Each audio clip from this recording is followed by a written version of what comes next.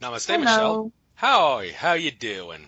I'm And, doing great. I and can't believe this day has finally come. yes, don't ask me why it took so long. There's a reason for everything. Everything has to happen for a reason, and I'm actually glad I didn't have to ask you to be a replacement, and we could actually make a genuine, true, good show out of this.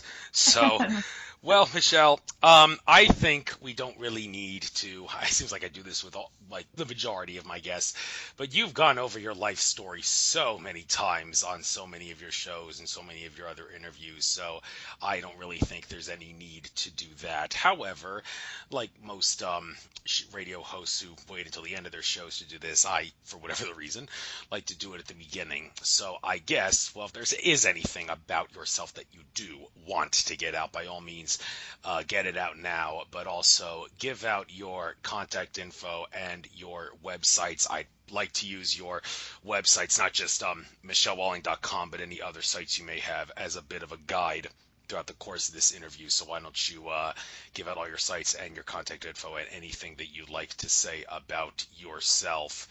You got the floor. Oh, great. Thanks, Andrew. Well, it does take a little bit of time to go over a lot of the things that I do because I do so much. But I do it in service, and it's my pleasure to do this. I have a website called howtoexitthematrix.com, where I have a lot of information about the nature of our reality, which is the name of your show. I also have a website called thestarchildren.net, which is a support website for parents who have star children. For instance, kids who may remember their past lives as soon as they can speak and were born pretty much with what they call without the veil. I have a website called CosmicStarseeds.com, which is the conglomerate of everything that I've ever done. It's kind of like an archive catalog website. And I'm also a radio show host, as you know, of the Cosmic Awakening Show, and that website is cosmicawakeningshow.com. And finally, I am a holistic life coach specializing in starseed support. And that website, you can find michellewalling.com, find out on how to book a session with me and talk about some things that you normally couldn't talk to most people about. I'm also have been working in the past with n5d.com on conferences. This year, I have a conference coming up in October. This time it's with Candace Craw Goldman, who's also an N5D radio show host, and she and I have a conference October 6th through the 7th here in Sarasota, Florida, called Beyond Quantum Healing Beyond 5D.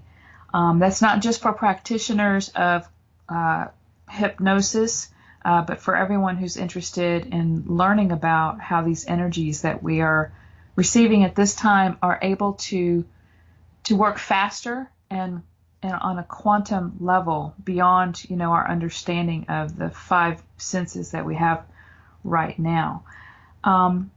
So I also write articles and spend a lot of time doing videos and shows, and I have I first met you in person at an N5D conference.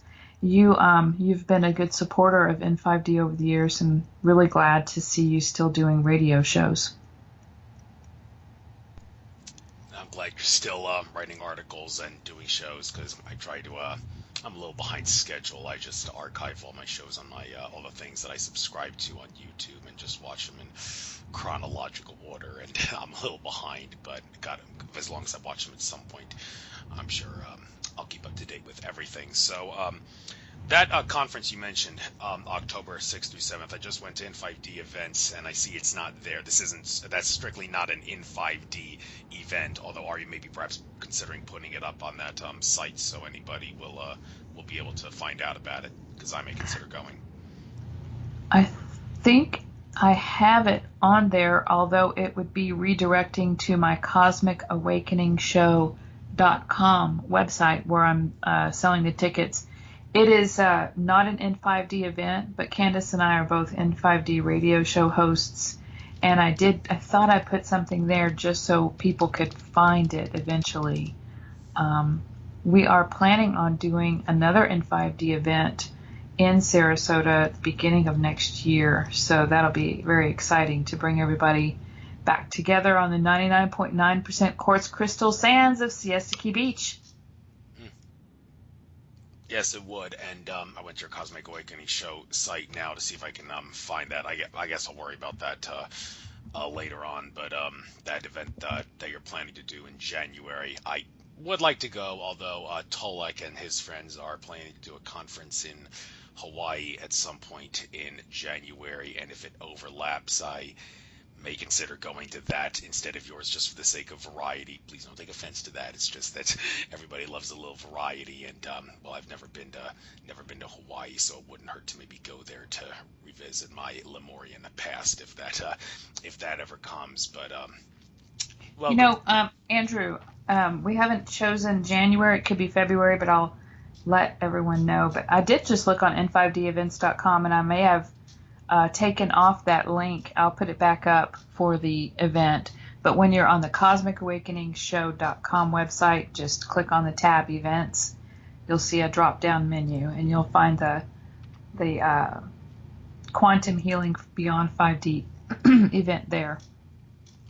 Okay, I see that. All right, I will bookmark that page so I can consider buying tickets if possible. I got a lot of airline miles saved up for going to these things. I'm even taking an Amtrak train down there. I just bought Amtrak tickets to go down to Charleston, South Carolina for that solar eclipse that's going to be happening on the 21st. My brother, who several months ago became a father, and consequently I became an uncle, he lives in Charleston, and I'm going to go down to see my nephew and go down to see that solar eclipse. It'll take 11 hours for the train to get from here in the Philadelphia suburbs down to Charleston, but I'm willing to sit my fat ass on a train for that long and 11 hours back, just so I don't have to pay double as much for a plane ticket. Even though I have airline miles, I think I'd rather save the airline miles for something else if I can. So if I find out that Amtrak goes all the way down to Sarasota, just maybe I'll consider taking the train down instead of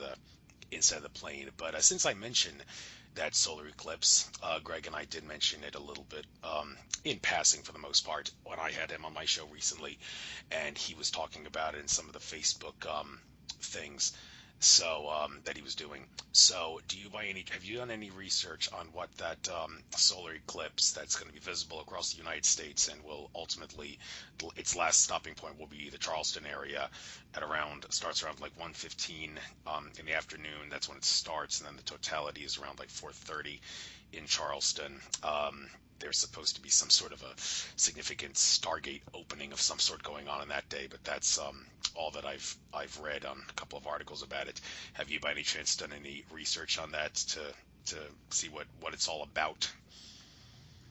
I really haven't. Is that in August? Yeah, August 21st is when that eclipse is.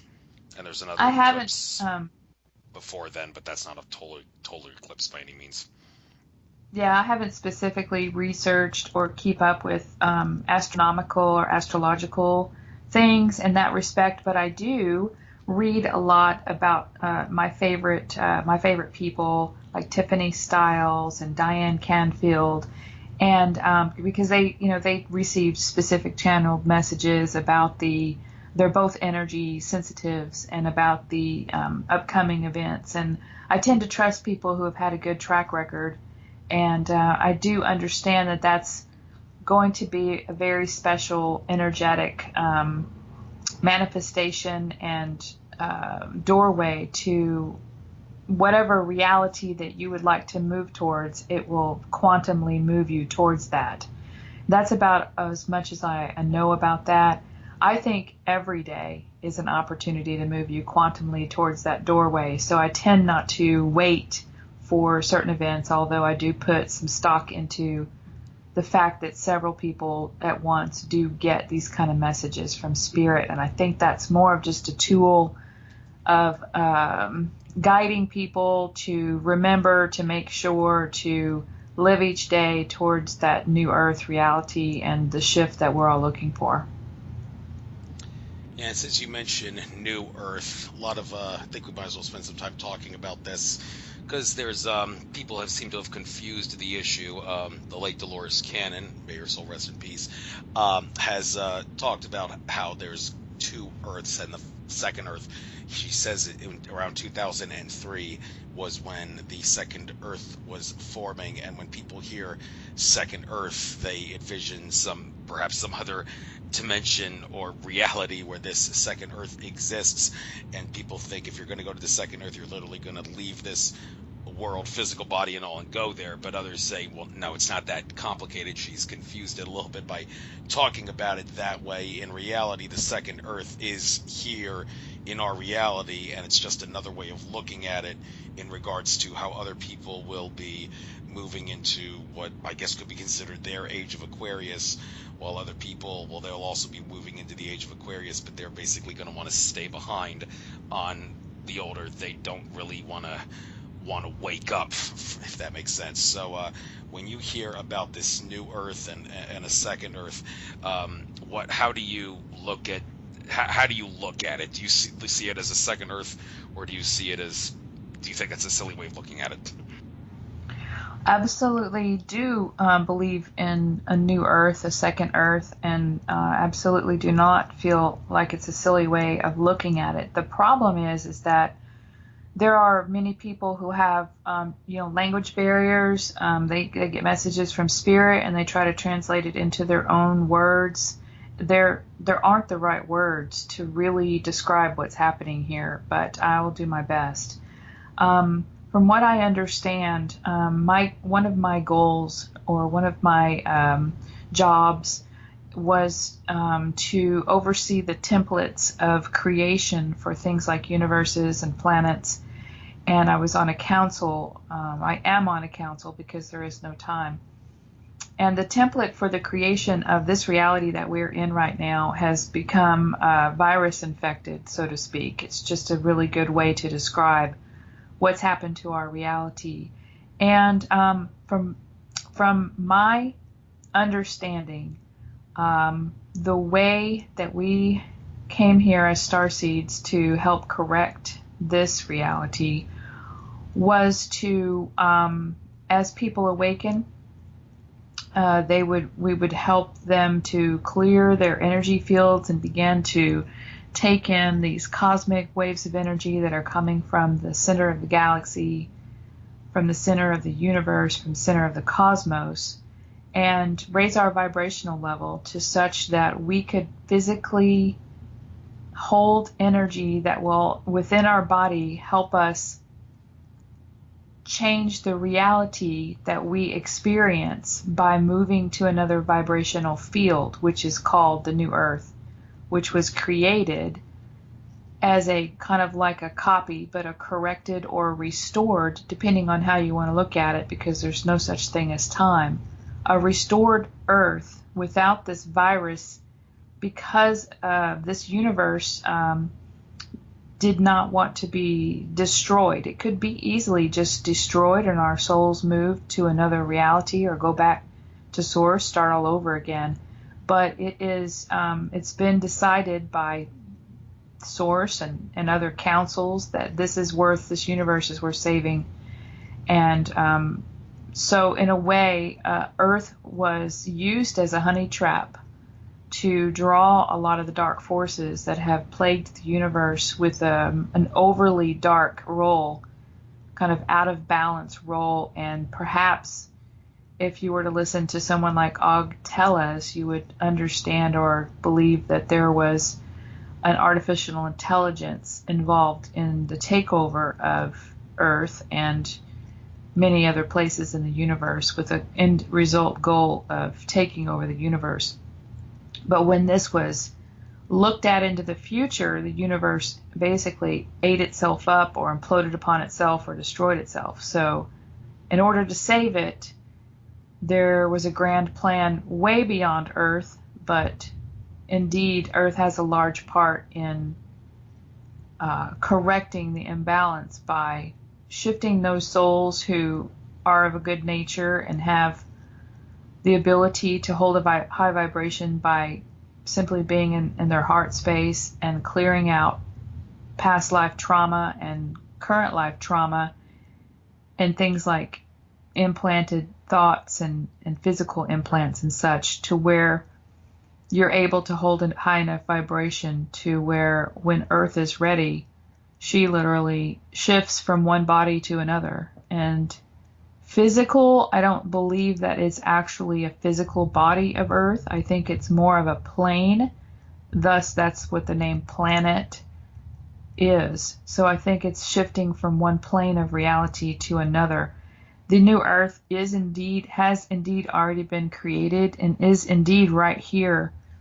But when you want to move from one vibrational field or one place in space or time in this matrix to another, you need a stargate or wormhole or connector, or as we call it as Starseeds, a rainbow bridge.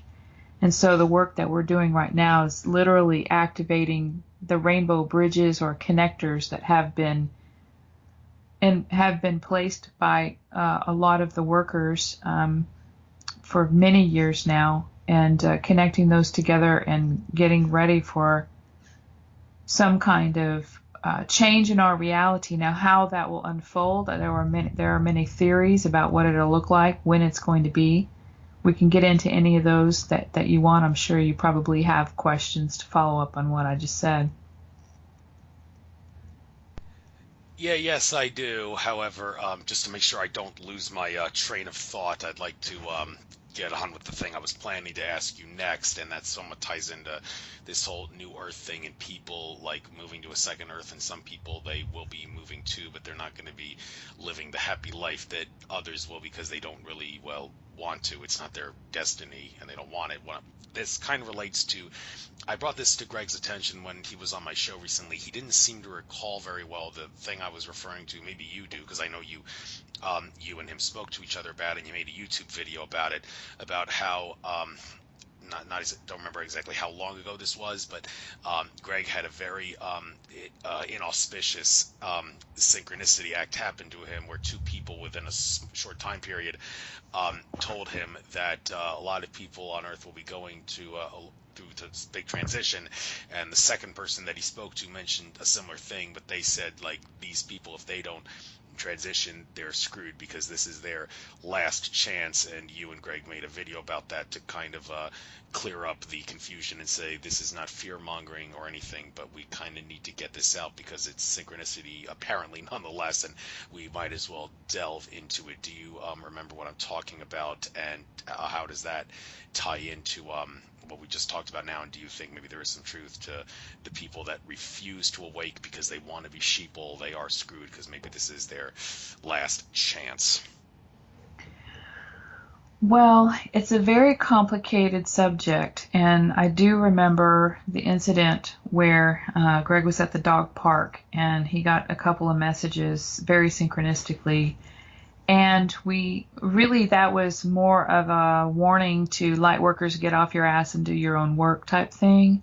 But the overall bigger picture is this: everyone will be taken care of out of compassion, and everyone will go exactly where they need to go. Meaning that some people will go out of body between now and the shift or the separation of two worlds. And they will be taken by spirit to healing centers and or depending on who they are and what their path is, may go straight back to source and say, job well done. You were there. You held the vibration, and that's all you needed to do. Thank you so much for helping in the Earth shift. Others will have a choice to, have had a choice to choose service to others and light and a balanced polarity between a real experience of dark and light without the extreme polarity of the dark here. So, you can still have some things in this reality that can cause a little bit of, choice, a little bit of stirring up the pot, so to speak, but it doesn't have to be a dark reality. It doesn't have to be so extreme. And if those who played the dark role don't make a choice to now help the earth shift, then they're the ones that will probably be out of luck. I've heard that they could either go to what's called the pit and stay there for, eternity and have their own reality, not lose their own personality, but basically be stuck there for maybe very long time, Earth years, more than 26,000 years probably, and or they could be obliterated back to source. All energy never dies, but can be reconstituted into another form. The thing is even some of the dark people who played the dark role will have could even just go back to source, and source would say, "Good job, you played the dark role. You didn't really realize that virus in the program was going to, cause you to really forget that you are me and you are also everyone else, and look what you did, to many other people. That was a little uncalled for. So how can you help? You can go tutor people on what not to do. There could be many things that happen to the dark, just as there's many things that happen to the light.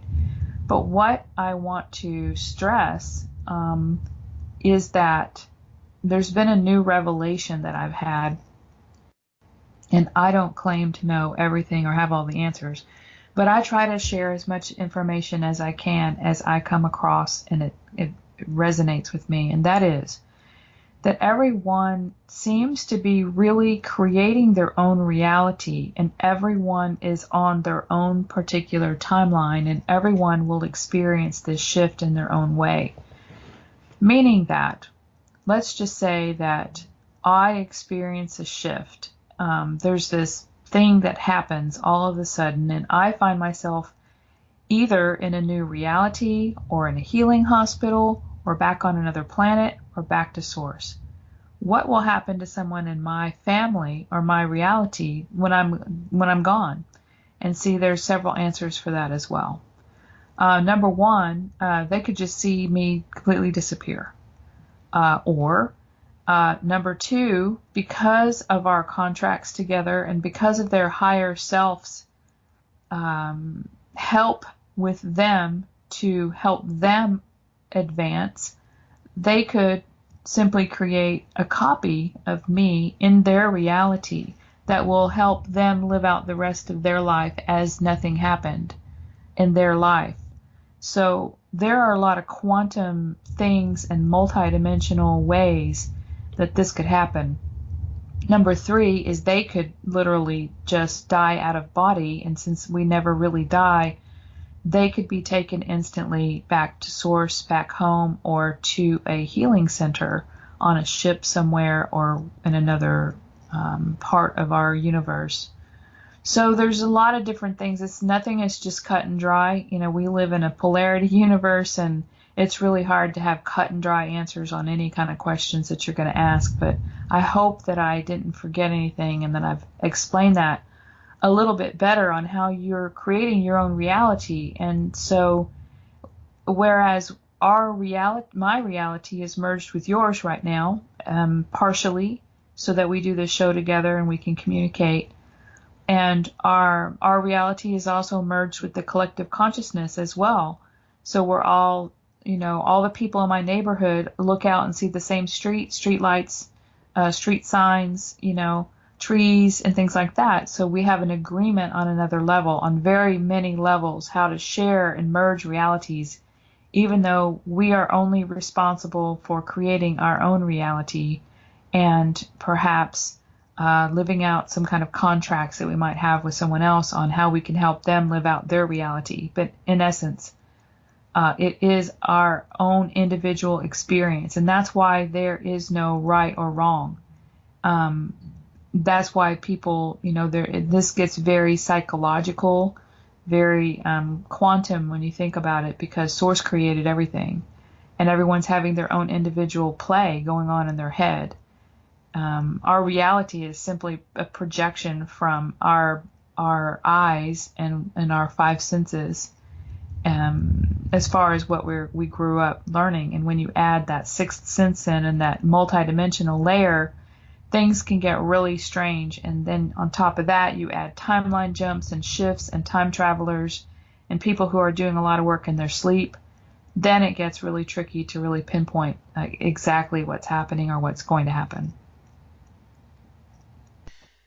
That's right. And you've mentioned before that you kind of don't really prefer to use the term light worker in regards to your occupation. A lot of people would hear you say that and say, well, why not? This is a universe that's constructed of light, and it would make sense to want to work with light if you're living in a universe that's entirely filled with light. So for those that don't understand why you would go against the idea of using light worker to describe your occupation, could you clarify that for those who are confused? Well, Andrew, I think you're a lot more intuitive than you give yourself credit for, because this is a subject that I've been wanting to talk about for about a year. This controversy about the word lightworker started with a man named Cameron Day. And one of the most viewed interviews I've ever done was with Cameron Day. And you can do that on his website. I think it's ascensionhelp.com, but you can just Google Cameron Day. Now, Cameron Day came up with the term, why I'm no longer a lightworker. And it was basically a very good way to get people's attention, to bring them the truth about the false light beings. However, it really bothered me lately not to, I wanted to do an article that says why I now call myself a light worker. Because what happens is, once you have an understanding about the false light beings, those beings who are posing as ascended masters or light workers or good guys, only to lure people in by giving these channeled messages of light, but end up being false hope and end up allowing people to be apathetic towards their own work, saying that a savior is coming. There's nothing that you need to do. And in truth, there's really nothing you need to do other than be aware and have information about what has happened, the truth about the nature of our reality, and try to live a better life totally in love, at our heart, compassion for others, treating others as you'd like to be treated, changing your lifestyle, things like that, and doing your clearing and healing and grounding and all the things that I talk about.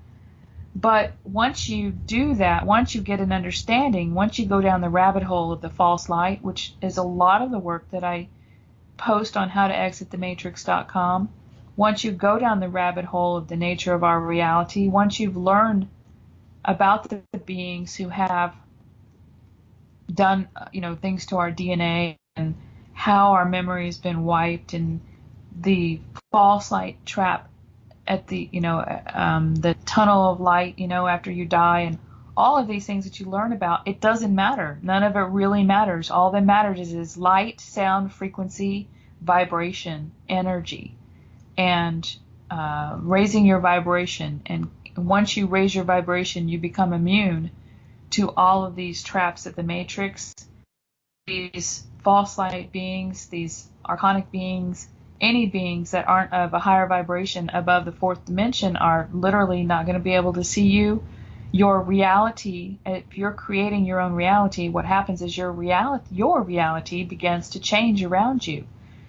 Your family may no longer, attack you or have beings jumping inside of them and coming after you. And you realize that much of the interference that you even had were possibly your own thought forms from all the lifetimes you have that were negative, basically coming back to face you so that you can clear that. And by recognizing it and saying, I do not consent to that, and doing a little cancel clear, if you want to call it that, to the work that light workers do to address it, transmute it, and go on, move on.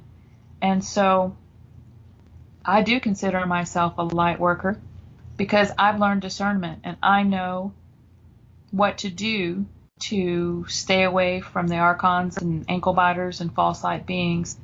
So, but I don't want to cause anybody confusion. And of course, I love Cameron Day, and I never would want to, that's why I haven't posted the article. But let's just call this my official coming out. I am a light worker and damn proud of it.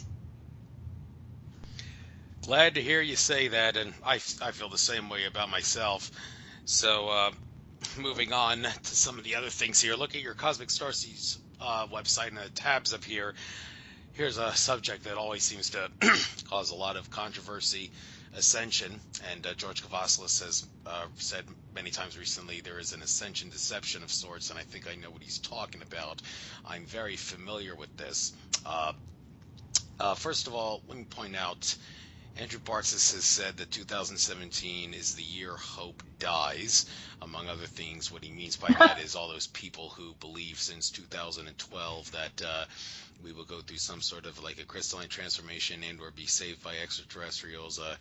It's not going to happen. We're going to realize that this year that's not going to be what's going on. And why this resonates with me is because I did interview Ray Kostelandich a couple years ago, and he was talking all about how in 2017, in a nutshell, everything that Andromeda Council contacted Tolek said would happen in January 2014, but didn't happen. What happened in 2017 at some point, and I'm hearing him say all that, and I'm thinking, oh my God, not this again. We've been down this road before, not another Ascension Deception thing. And it's interesting how Ray Kusalani seems to have disappeared off the face of the earth. He hasn't updated his Facebook page in a while, hasn't uploaded any videos on YouTube in a while, and people are leaving comments on his page saying, all right, when are you going to come out? Well, why are you hiding from us? What's going on here? Are you realizing that you're wrong about 2017 and you're too chicken to tell us what's going on? And, well, I mean, I think it's reasonable that if the date January 1st, 2018 comes around and our bodies are not 7-foot tall crystalline structures and we still need to eat to survive and have sex to reproduce and all the other things that, well, are still go in this reality that would not have to happen if we went through the kind of ascension that he's talking about, then it kind of makes sense to hassle him like crazy to demand answers, and well, he better give answers. I mean, Tolek, when he was wrong about January 2014, he came out and was willing to give an explanation for all that, so give him a lot of credit for that. Will Ray do the same thing if he turns out to be mistaken? Well, I hope so. I don't think he's a fraudulent contactee. Other people I've spoken to have said that his like the contacts he meets, like the elephant person known as George from like the 13th dimension, that they do exist and all that, but it's possible maybe he's been fed some false light and he may be too cowardly to come out to acknowledge that. So when it comes to Ascension, most people don't really see it as sort of like a transformation where we all transform into 8-foot tall crystalline beings. It's actually something of a different nature, like we learn to balance service to self and service to others, but become more service to others, among other things. But what do you see as Ascension? Okay, well, that's a really good question, because what I may see as ascension may be different for someone else, as we've talked. But I don't know if we're going to eventually transform into 8-foot tall crystalline beings. What I do know, or what I do feel, for me, is that many people like Cryon and for instance, even Brad Johnson, who channels Adronis, who was a speaker at our Seattle conference, which I really, really enjoyed all of Adronis's messages, say that this is something that's going to happen gradually, and that the major shift, may not happen until the year 2023. But, I still go back. When I feel that, I feel this gut-wrenching feeling in my solar plexus, and I think personally, common sense wise, I think, you got to be kidding me. There's no way that all my lightworker friends that are struggling and all the people on the earth that are struggling can hang and make it till 2023. Something big is going to happen and change on this planet soon, and we're talking really soon. Otherwise, they might as well just go out of body. We didn't come here to suffer this long and not see any tangible proof of ascension. Ascension to me, I don't mind the word anymore. I don't mind much of anything anymore, actually, because I have seen how subjective things are and how twisted things get, and because people have different interpretations and use different words. Ascension to me is literally the raising of your vibrational frequency. And as you raise your vibrational frequency, and you're literally walking between worlds, between vibrations, sometimes you're high as a kite in 5D, sometimes you're back into the lower 3D dimension, sometimes you're back in the fourth dimension. You know, when you leave your body at night, you're in the fourth dimension and can go back, up into the 12th, 13th dimension. Ascension is has been the gradual vibrational frequencies of our bodies, and many people don't even know that it's happened to them. And all these ascension symptoms that we go through are proof. Our bodies are changing into a crystalline in the DNA, in the cell, and the way that it's the way that our bodies are formed, whereas before it was a carbon-based template for experience and creation. Our bodies aren't really real. They're just energy vibrating at a little bit slower matter and form. And how it would be if we ascended into a fifth dimensional frequency or higher, who's to say or know what that's going to be or feel like, other than what if? What if? Lots of times, many of us are already vibrating at that frequency, and just our reality as the collective consciousness hasn't caught up and changed to reflect that yet. So literally, I think we're going to have more of a malleable form, meaning that when we were in Atlantis, we were able to not only rejuvenate our body, we never got sick, but we were able to change maybe our hair color in an instant, or the length of our hair, or some of our physical characteristics to stay what we thought was beautiful and how we wanted to express ourselves. Will that happen instantly overnight? I have no idea.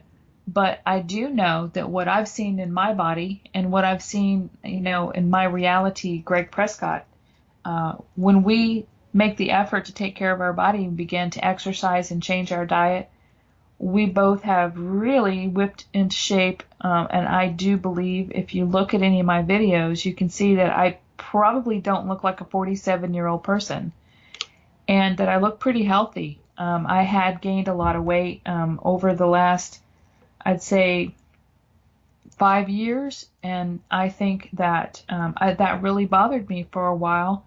But I've been told many times by spirit through many different people that I needed to have that kind of mass to hold the energy and ground it here on the planet. And now that part of my job is done. It's already been done. It's grounded.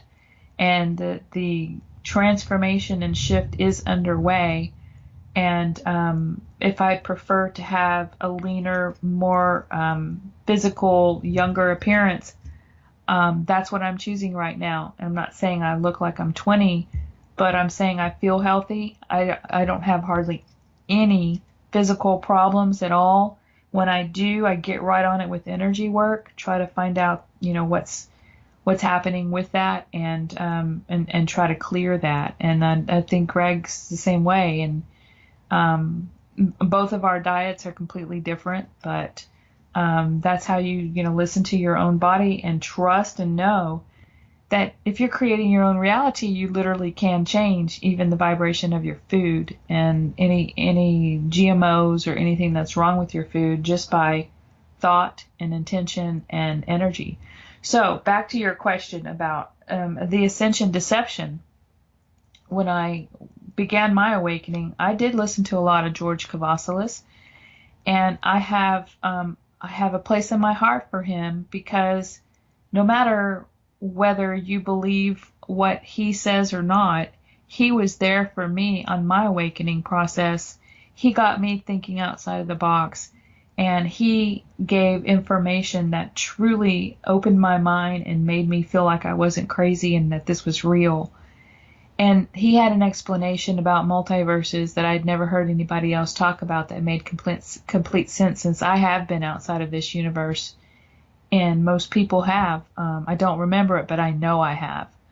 So Ascension Deception is just another way, in my opinion, of getting people's attention, just like I'm no longer a light worker, to bring about the reality and truth about the fact that we have the capability of being deceived by false light beings about how this ascension is going down.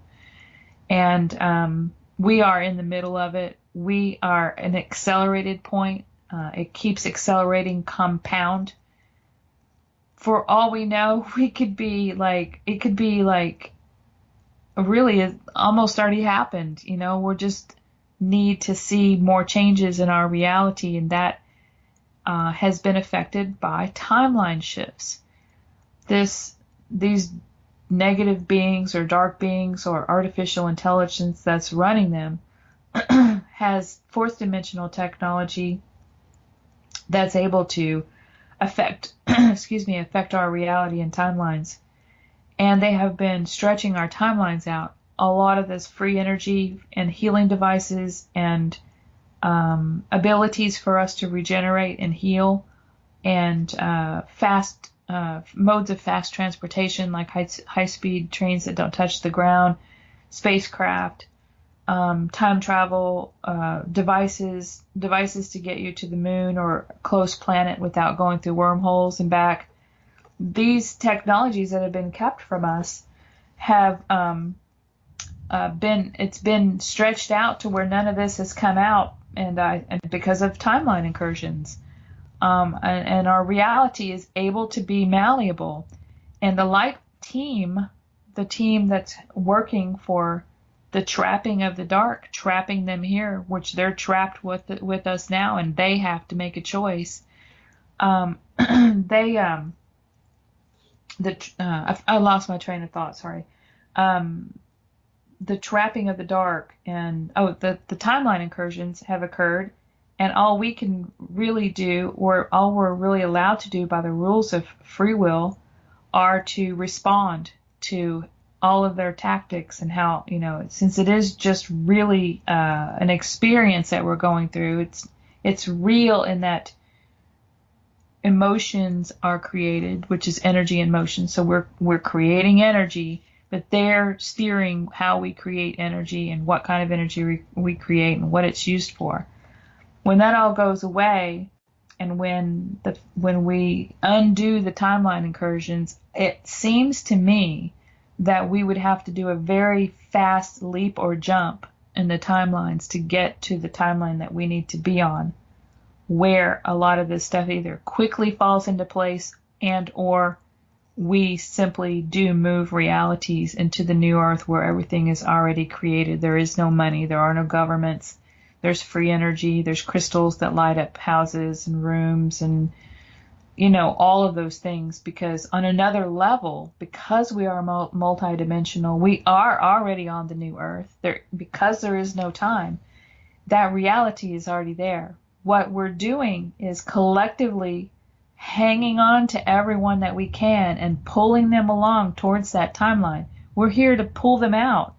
We are the rescuers. We are the saviors. We're already here embodied in flesh, and by living our life every day that we wake up, we're pulling the collective out of this reality into the new one for those who chose on a soul level to go. It's not just about, you've been a bad boy, you're not going. Everyone will get a chance eventually, and in one way or another, to get there, whether they have to reincarnate on there after having some rehab and cleansing or whatever. As far as Ray Kusalanjits, I've listened to him before, and I've listened to his shows with Sam Muggsy, and I understand he's going through a very, very, very hard time in his personal life, and that's kind of why he dropped off. And I can't speculate or guess as to why, because there has been kind of hush-hush around where he's gone and why. But I doubt it's because he's embarrassed about what he said. Truly, in his reality, what if? I mean, come on, let's have an open mind about all this. What if he's already been taken up by the ships? In his reality, they came and got him. What if that happened in his reality, and that's why he's not here?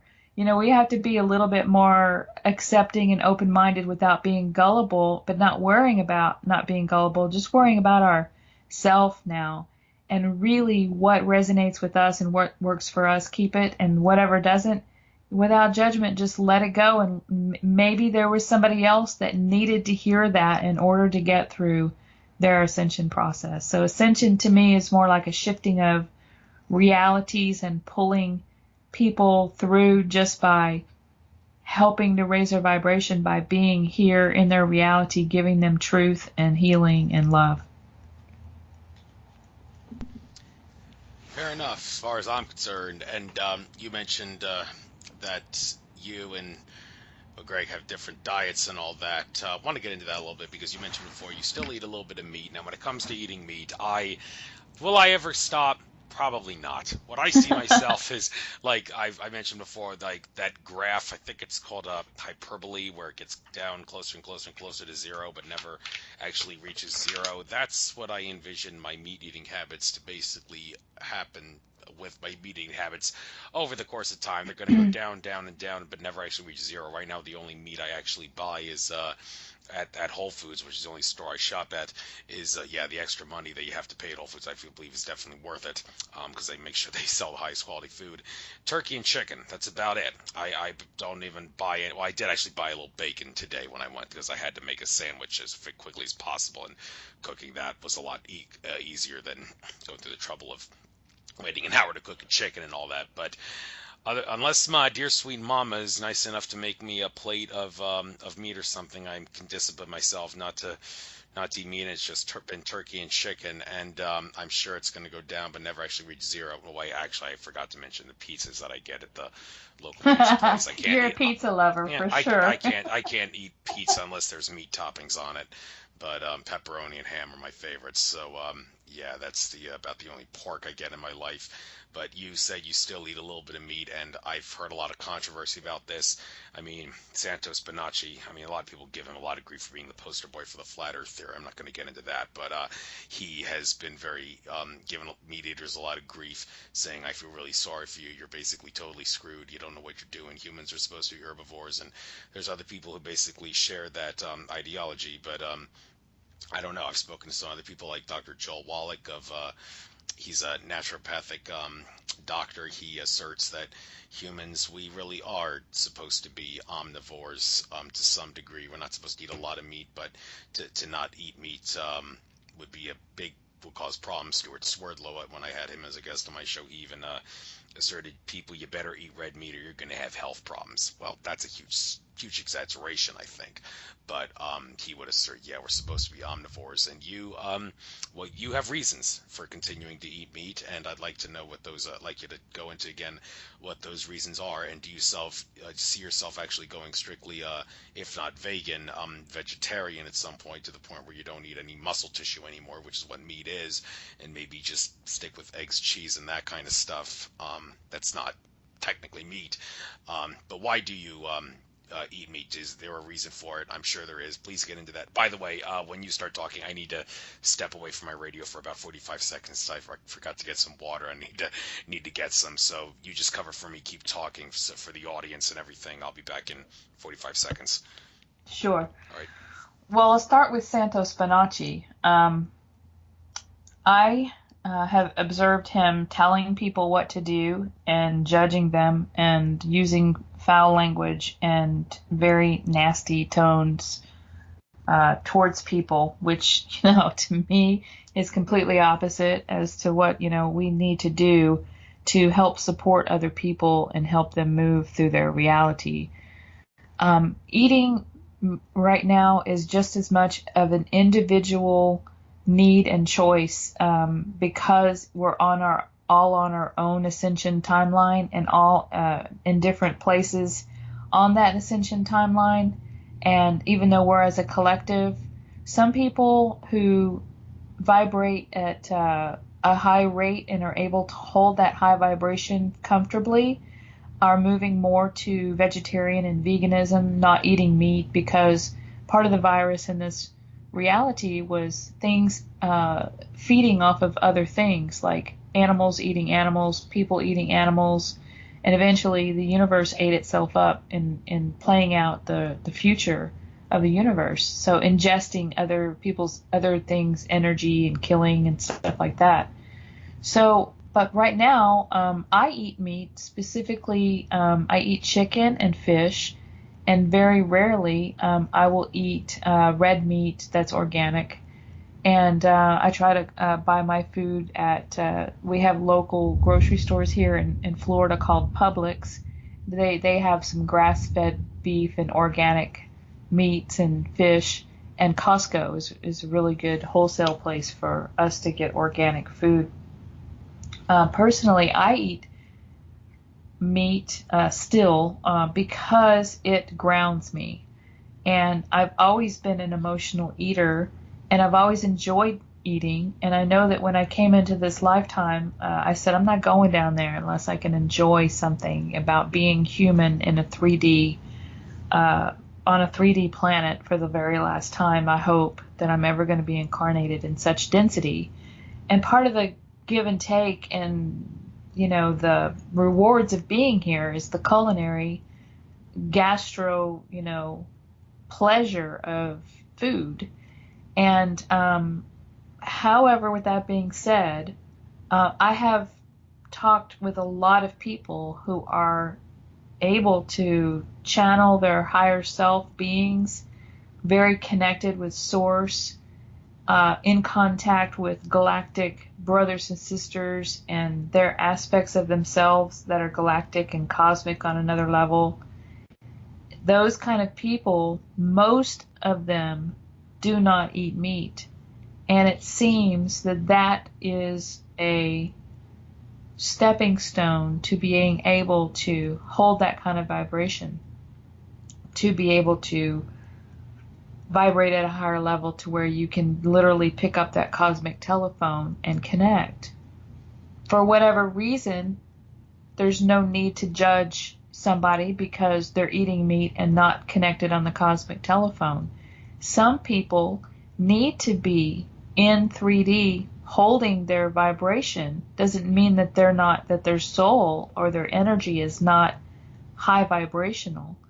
It just means that ultimately, on an overall scale, not eating meat would really raise their vibration up to the next level, but perhaps they're here to hold vibration at a certain level.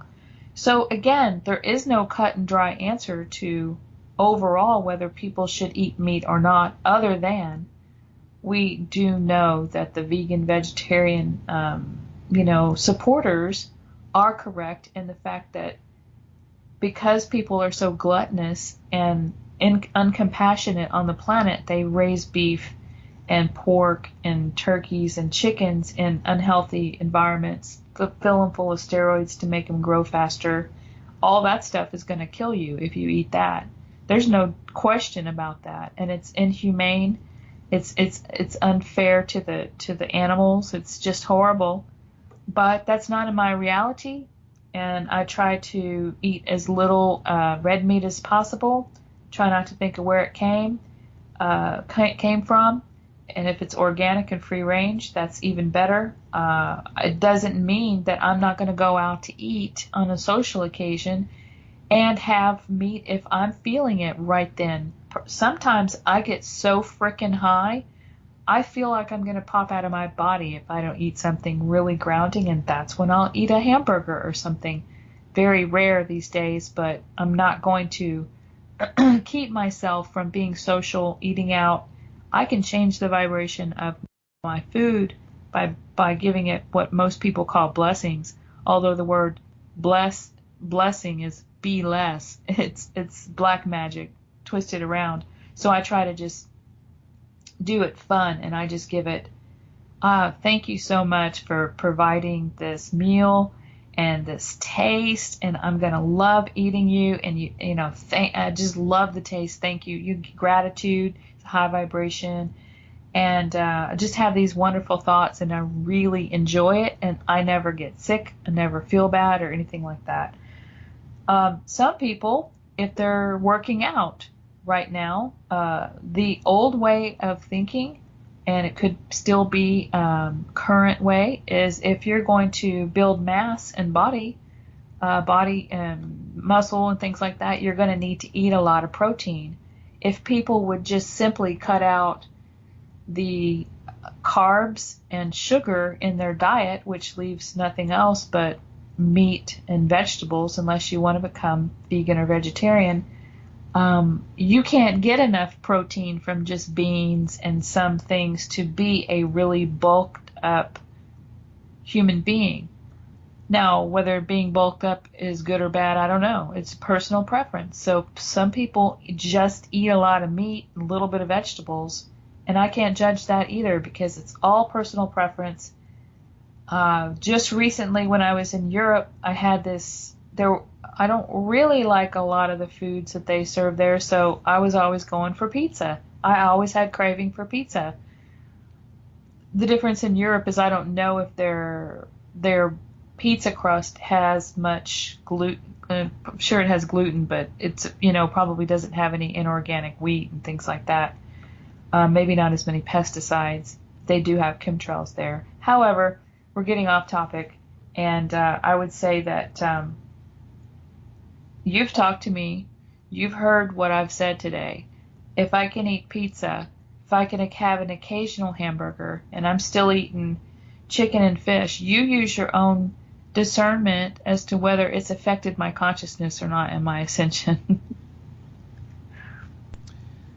Yeah, I mentioned you were in Europe. A lot of those Europeans, they drink a lot, they smoke a lot of tobacco, they only get like 5 or 6 hours of sleep a night, and yet they're healthier than we are. A lot of it has to do with the fact that their food is non-GMO. You would never believe it makes that much of a difference, but it really, really does. And well, kudos to those people in Europe for not letting the GMO Monsanto empire and then all the rest of it take advantage of them. If only the Americans could wake up to that a little better. So, but I digress. Moving on to some other subjects here.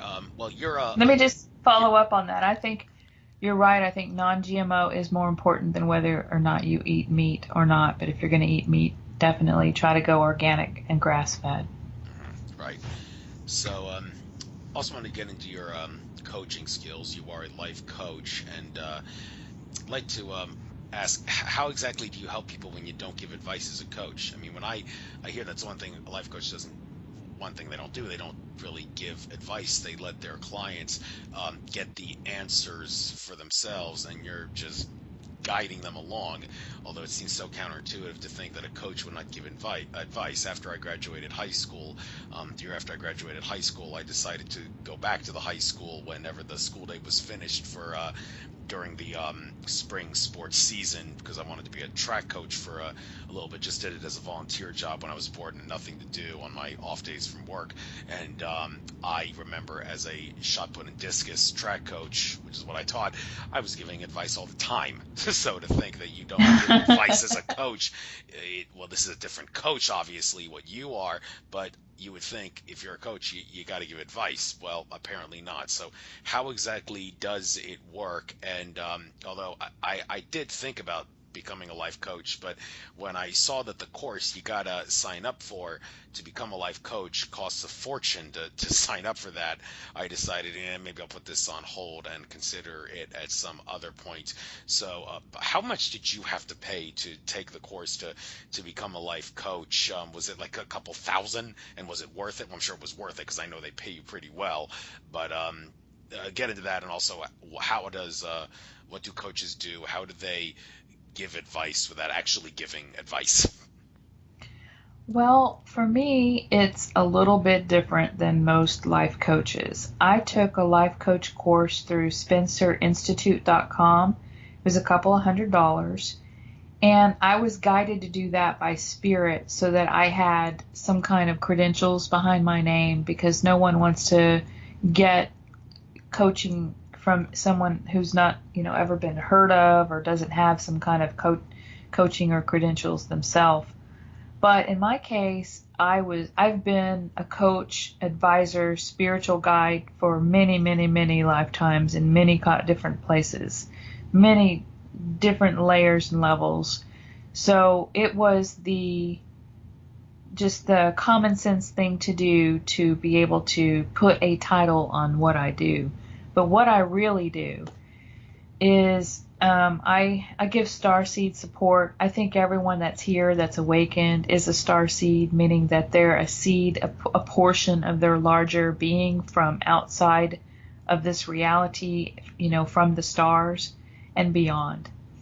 And so what I really do is I ground myself, connect myself to my higher self, and begin, even though it may sound like my voice, like right this moment, I'm actually connected to my higher self and speaking to you as a conglomerate of beings, while also being in a third dimensional human body, or third and fourth dimension actually, wavers back and forth. And so what I do is I help people to learn how to connect with their own higher self, learn how to trust their own intuition, learn how to change their way of thinking, their thoughts, their behaviors, their words, their actions, to be responsible for their creation, which is this reality. We do a lot of relationship issues, and I speak to them from a higher self standpoint, and also connect with their higher self. And the language seems to come through very multidimensional, and it's healing. It carries codes, of vibrational codes that help the body to know, okay, the body activates its own DNA when it's time, and there are locks and lessons that people have to go through and unlock each level of awakening. And when they're ready, that next level will unlock simply by healing or learning something new. And so that's how I help as a life coach, and I do call it Starseed Support. I'm really here to support and give confirmation as well, because I will get here's just a simple, for instance, that pops into my mind. I had a client the other day who had, we were talking about diet, and I saw a plate of fettuccine pasta, and there's a lot of guilt involved with people with starseeds, light workers, who think that they should eat a certain way. And of course you should watch what you eat and not be gluttonous and all that, but she literally turned down her good friend the night before. I said, why am I seeing a plate of fettuccine Alfredo? And she said the night before, her really good friend put this labor of love and made dinner, and the sauce had a little vodka in it, and it just looked delicious, and she smelled it, and her body wanted it so bad, but she used her willpower, and she said no. I said, you should have ate some damn fettuccine Alfredo. That's what they're telling me. So, because we're in a manifestation phase right now, in a creation phase, where we can literally change our reality and not go by so many strict standards, as long as we're not, overdoing it, and our bodies, once we go through a cleansing process with your liver, your organs, your gallbladder, your gut, when you part of the holistic process is taking care of the physical body and cleansing it so it's not so overtaxed. So when you do occasionally eat something, your body knows how to process that GMO pasta, or that non-organic milk or cream that was used. It becomes a super man in a way, and it's able to process those toxins. It's just when you have had 40 years of toxins in your body and you haven't cleansed it, then your liver and all your organs that do your lymph glands and everything that do the cleansing become overtaxed, and they're not able to do that, and that's when you start to gain weight. And it protects the fat cells, wrap around the toxins and protect you from them, and store it until the time comes where your organs are able to deal. Even your skin is an organ, and a lot of people break out in hives and stuff. That means that their organs are overtaxed from too many toxins, and it's time to do some kind of detox or cleanse. So back to the question. These are the kinds of things. I've had over 200 clients since I've been doing life coaching, and I have had very few clients that have even had to come back for any kind of follow-up because they're so complete, and it gives them so much confirmation, wisdom, and resources to be able to trust themselves and find the answers on their own and move to that next level. I've never had to refund anybody from not being satisfied in one way or another, even if it's just for me. Very few times. So sometimes I've just had to say, your only life purpose is just to be here and be a loving, caring 3D human until it's all over with. So some people have these vast, wonderful, big plans and have all this work to do.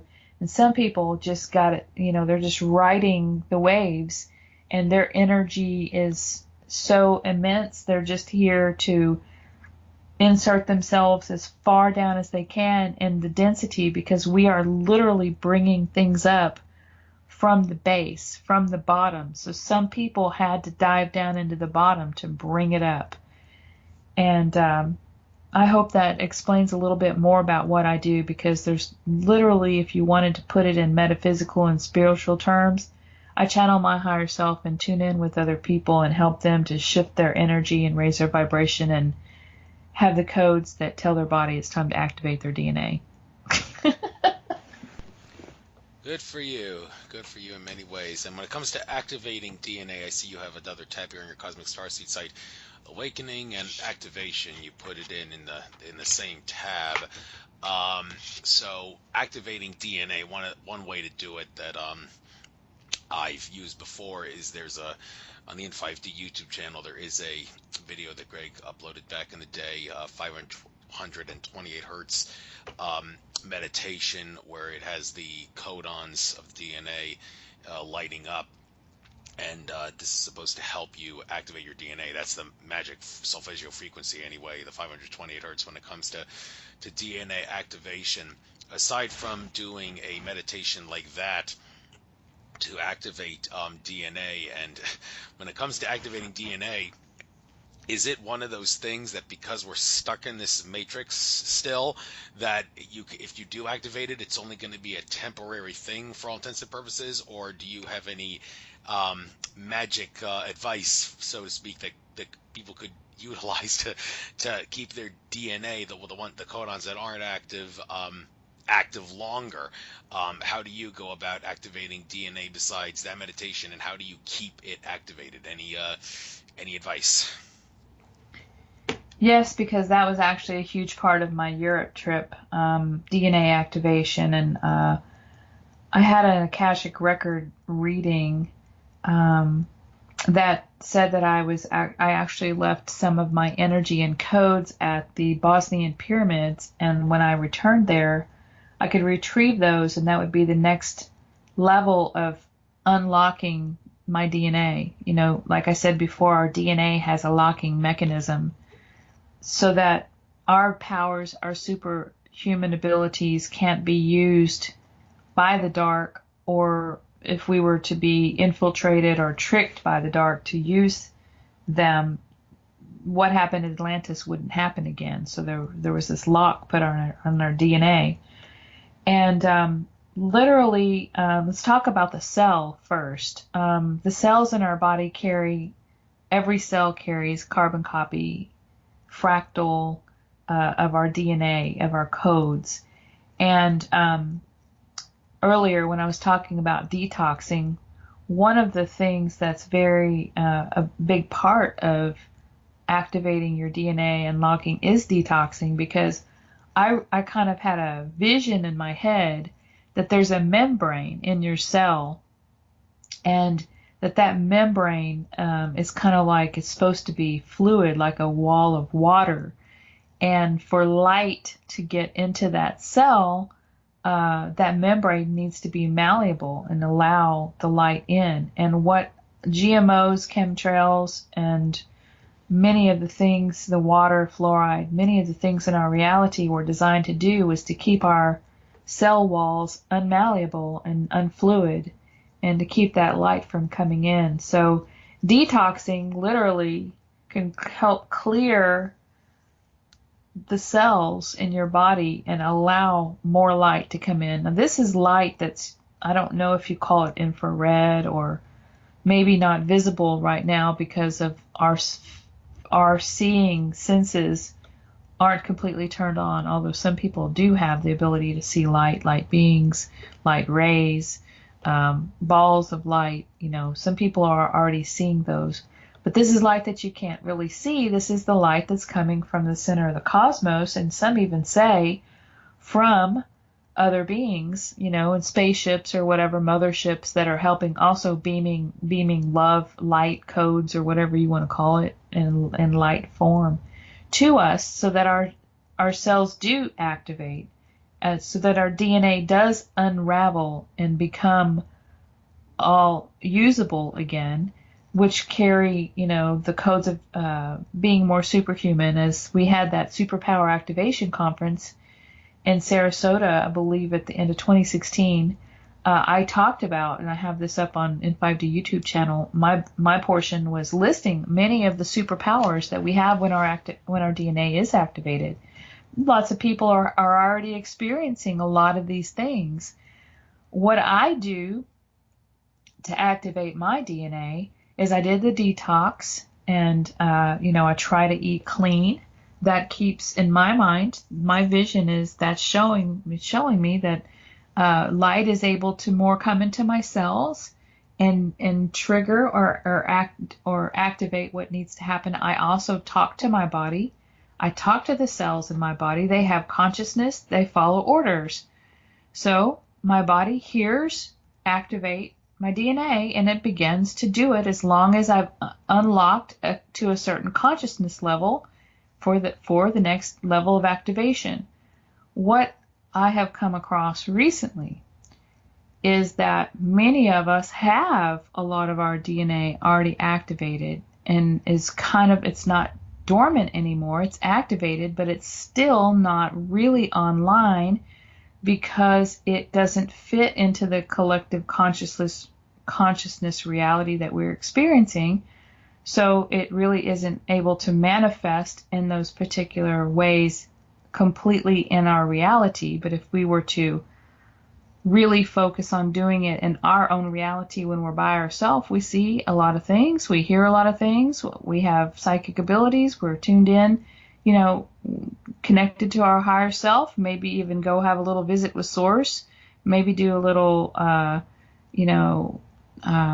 astral travel or whatever you want to call it. I don't really astral travel because I don't need to travel into the astral realm, but what I mean more about astral travel is just another word.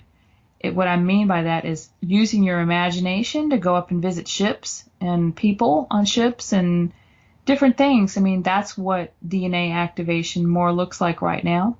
Until Earth gives us a new template to experience and use our DNA, I think that a lot of us do have our DNA already activated, but yet again, dormant again, but ready to turn on whenever the reality that we are experiencing matches the ability to use it.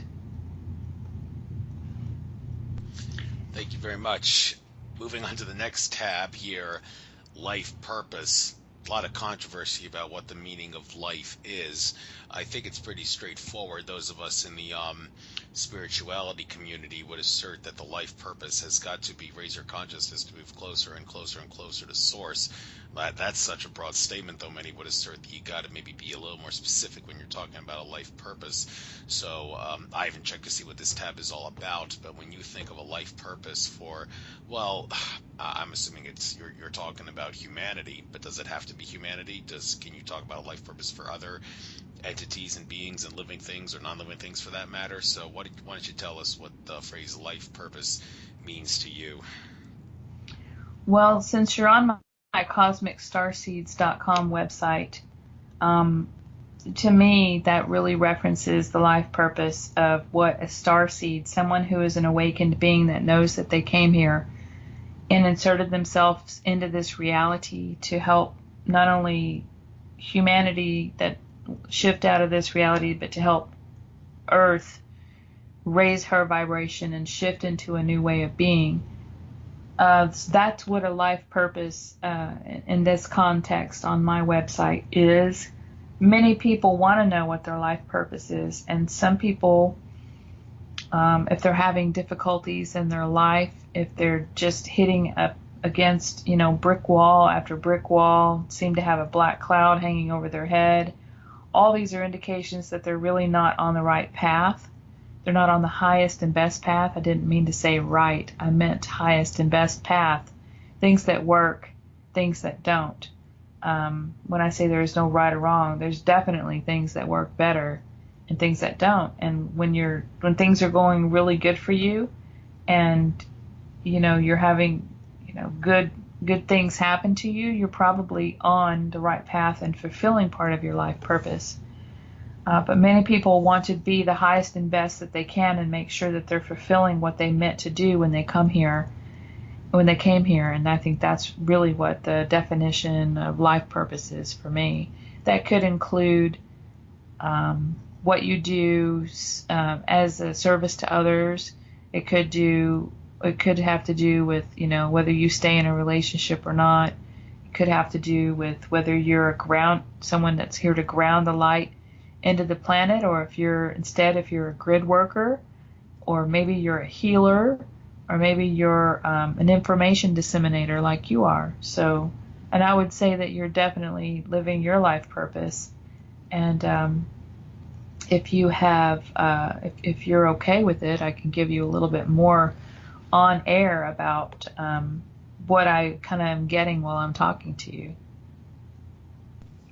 Well, since you mentioned that, thank you. Although I did make a resolution from the first day I did the show that if I ever have someone on my show who can do healings, clearings, readings, and all that I would never have them do a specific healing, clearing, or reading on me during the show because, well, you say I'm here to disseminate information, and that is the purpose of my show. So while I'm certainly interested to hear what you have to say, I would prefer if you maybe wait until after the show and then maybe send me a message on Facebook or something to tell me what you find, Sure. rather than us talking about that now, because we got Sure. more important information to get out on this show. And with that being said, I think for the most part, well, actually, no, we're not completely done with the Cosmic Starseed site. Well, I don't think we've talked at all about what starseeds actually are. I mean, is that the same as star children, and is star children the same as indigo children and crystal children? Are they all synonymous, or do they have slightly differences, those terms do? And I recently found out from someone I had on my show recently that I have my star seed and a history with the Pleiades, which makes sense because I was very big on the whole 2012 phenomenon thing, and the Mayas, they were all about that. And there was a star in the Pleiades called Maya, which it's not an accident that it's called that. That does correctly correlate with the Mayans. So if I'm going to be obsessed about 2012 and everything that goes with it, as I was, in fact, I use the username fan of 2012 for a lot of things to the present day, and probably will to the day I die, to make reference to that at all times and the significance of that. Well, it makes sense that I would be the Pleiades, and I'm guessing direct connections to the Maya star system. I've heard you say that you have a lot to do with the system of Orion. So I guess maybe if you want to delve into your life story just a little bit and cover some things that you didn't talk about at the beginning about what the significance of that is for all the other Orion folks out there, by all means get into that. So what exactly is a starseed relative, comparing that to star child and indigo child and all the rest of it? So, well, actually, I'm seeing a thing here, activation of the Indigo Children Starseed Update, one of the tabs here. So I'm guessing, yeah, there's got to be a connection. So, yeah, by all means, give us the what the connection is. Okay. Well, as I have mentioned, I feel like the word starseed means someone who's awakened to the fact that they're not from here, and they've seeded a part of their energy, a part of their oversoul, higher self, down here into this frequency to help shift the frequency, the raise the vibration, and shift people out of this reality where they've been stuck for a very long time because they don't remember who they are and they don't remember their connection to source. The star children, on the other hand, I use that term on my site, thestarchildren.net, to reference the children that have been born. That, for instance, I saw this one video of a baby who was just minutes old. They were cleaning the baby off, and the baby literally is standing on its own 2 feet and walking across the weight scale table while holding the fingers of the nurse. Just starts jumping up, and she's holding her fingers out, and the little hands are grasped on her fingers, so she helps support it a bit because she noticed the legs were just moving, just already starting to walk. The star children in my reality has a lot to do with what Mary Rodwell has shared about the new children, the new human race that's being born with the children that have more than 3 strands of their DNA activated, perhaps don't have the veil of forgetfulness as to who they were in past lives and who they are in parallel lives and multidimensional realities, and are here to carry that vibration that coincides with having activated DNA, so that anybody that they're in contact with has the capability of taking that code from them and activating the next level of DNA if their consciousness is matching that. Excuse me. As far as indigo, crystal, and rainbow, those are words that have been used to define the children up until what I call the recent star children. Indigo meaning a color of the frequency of their soul vibration, of the indigo color, meaning that they came in as a soul group, and would their main, if you were to be able to see the energy of their soul inside of them, it would be more of an indigo color. It's a frequency of light and energy. So they have their own specific job here on Earth, and they're not necessarily all of a certain age, but it seems that many of these labels of indigo, crystal, rainbow, and star children kind of do categorize. I don't think I'm not sure it was Dolores Cannon or someone else that had really kind of categorized generally what year they would have been born or how old they would be now. Crystal children have, more a different job to do, perhaps. That's why they're just in a different category. And a rainbow child would be someone who seems to have an angelic frequency of all the colors of the rainbow in their soul frequency, which everyone has the capability of doing when they connect with their oversoul and begin to bring in different frequencies and merge with different higher aspects of themselves that have those colors in their signature. So rainbow children are, I guess, more, you would say, more whole as far as being more of their oversoul self. And this is just information that I'm just thinking about right now, but not necessarily an actual definition of all of these different kinds of kids. But what I can tell you about is that the star children that have been labeled star children really are some of the most advanced of all the children that have been born so far as a group, kind of like the last renegades that waited and waited and waited until this time to be born, to really kick the rest of this ascension into the fast acceleration by their energy frequency signature. And because they're born, their parents get that jolt, and everyone around them in their neighborhood, and eventually, everyone they meet at the grocery store. Eventually, when they start learning how to broadcast their frequency around Earth, everyone's going to have the opportunity to tune into that. They're literally the icing on the cake. Let's see. As far as my synchronistic and very strange tie to Orion, I have 3 moles on the side of my face that I've talked about a lot in exact formation of Orion's belt. But not only that, just in case I didn't see it on my face, there are 3 very unusual red moles. They're not cancerous or anything like that. Many people try to make too much out of it. They're just red so I can see them. and on top of my right thigh, right where I can see it, in perfect alignment with Orion's belt. And we are star seeds. We're from the stars.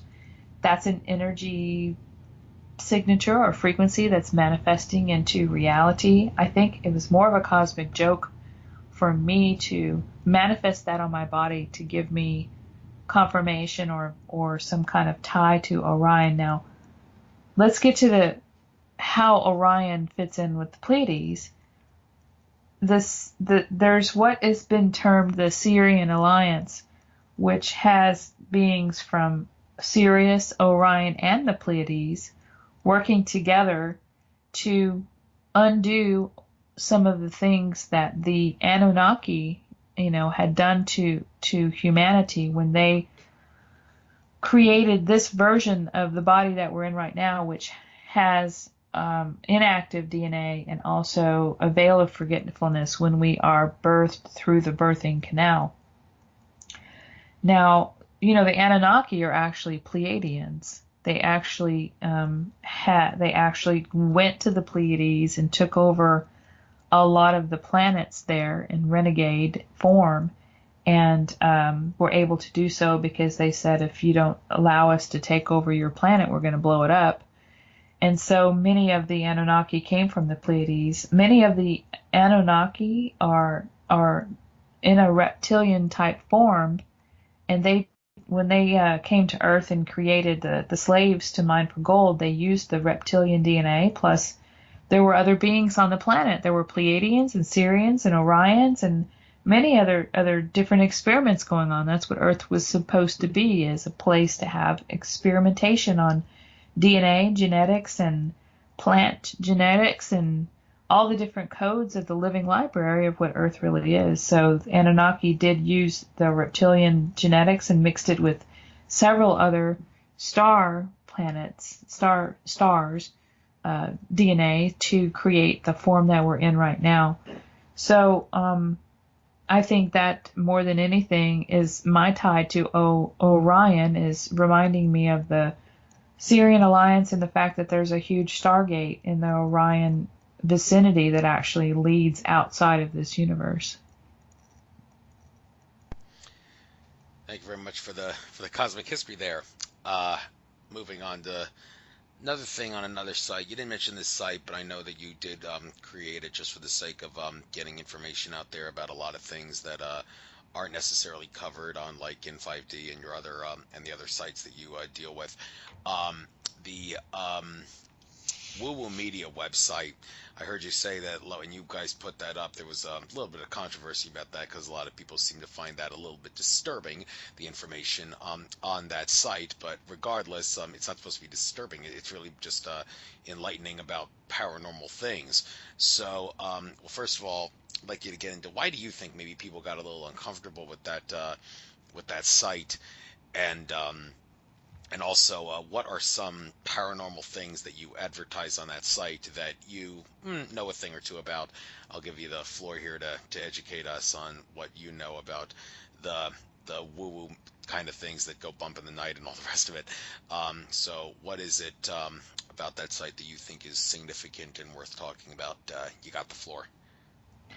Oh, well, thanks for mentioning that site.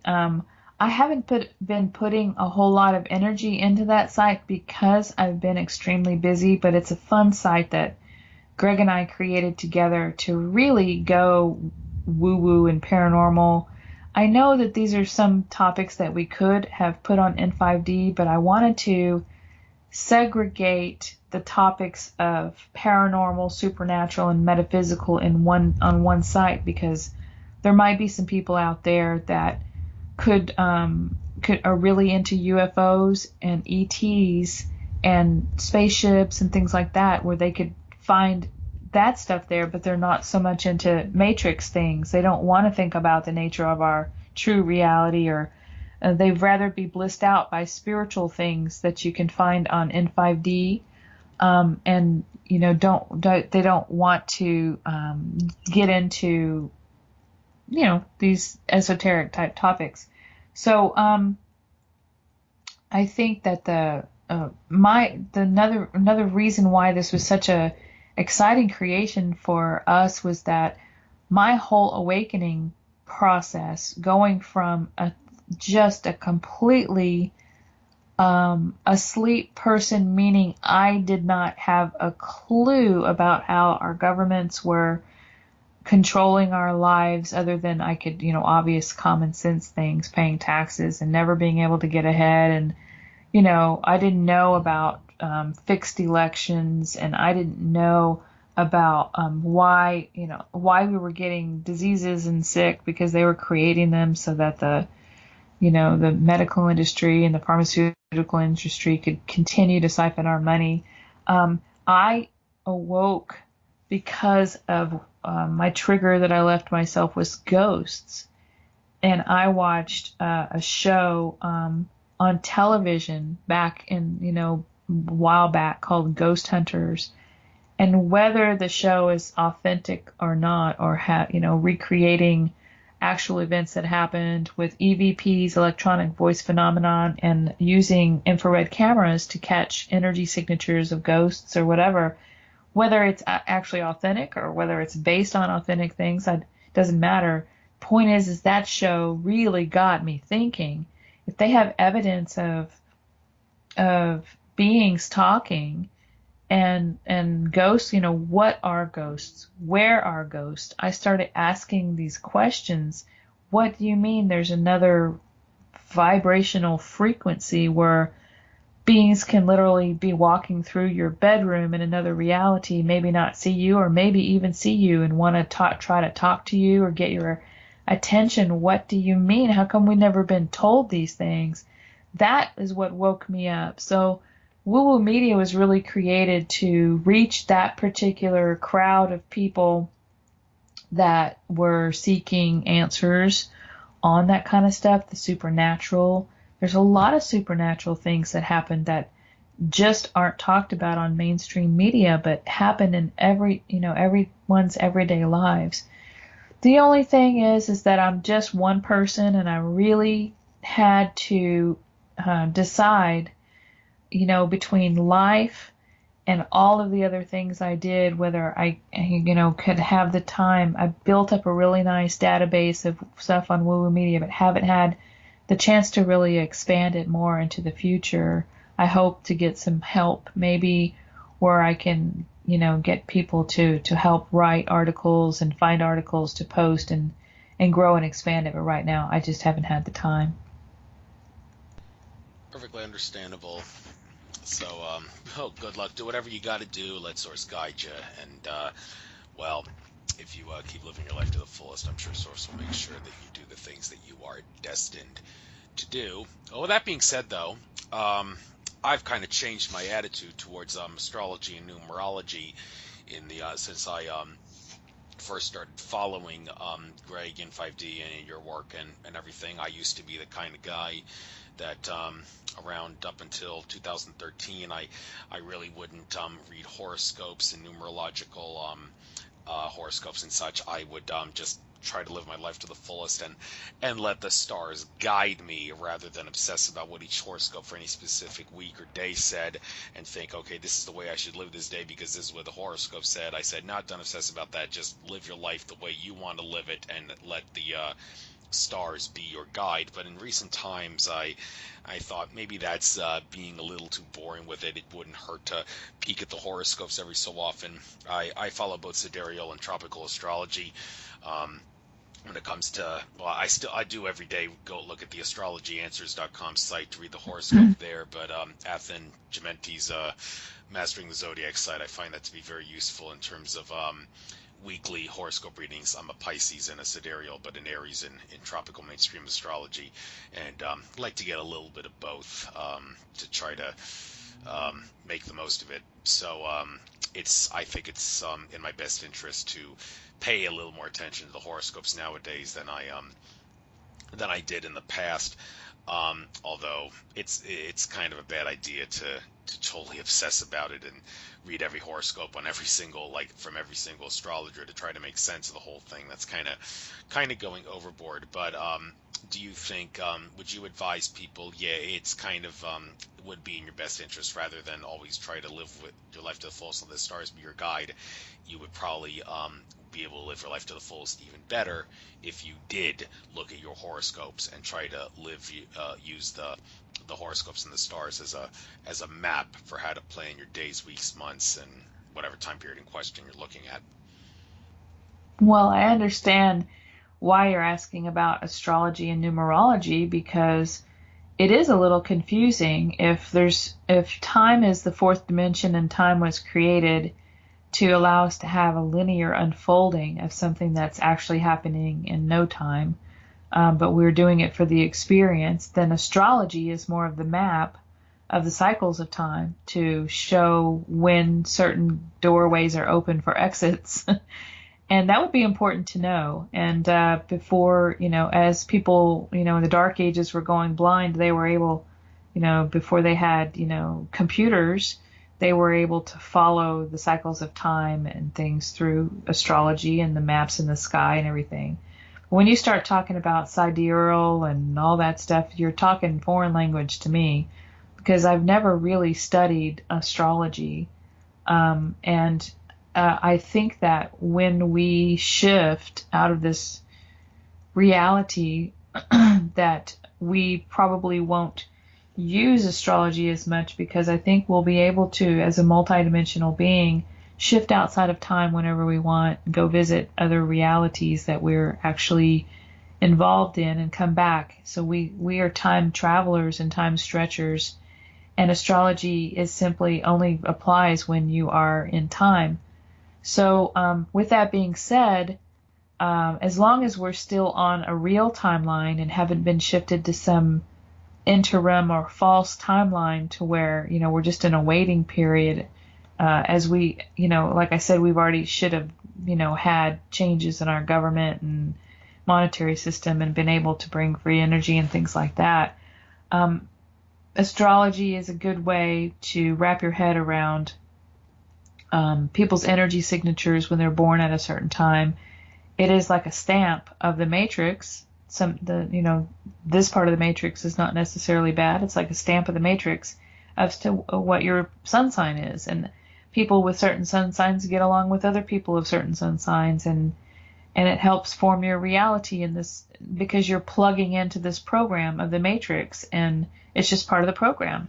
So in that way, yeah, it's very helpful. And Tom Lesher is someone who's a master at astrology, and being able to use his intuitive and higher self to bring a message through just by looking at the astrology and the charts and things like that, as to what the collective consciousness is going through, because the collective consciousness is tied into the matrix. So with that being said, I don't take astrology as anything that I really go by anymore, because it it hasn't really affected or helped or detrimented my path and what my understanding of what my reality is right now.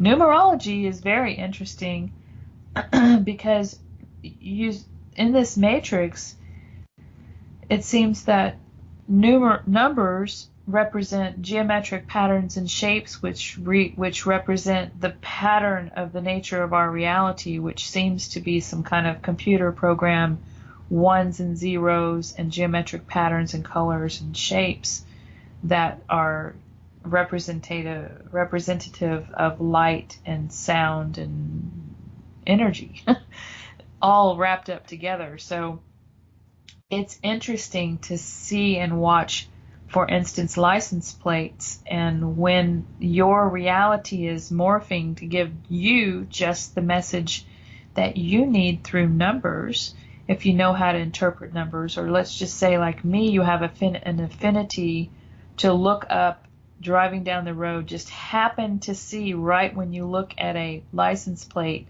derivatives of 11 or triple 11 numbers like 111, 222, 333, 555, or a license plate that has 3 5s in it. Doesn't have to be exactly in a line, but mostly just looking anywhere and seeing a derivative of 11 is my game right now. It's a code of awakening. It's a message from the guidance team saying you're on the right path.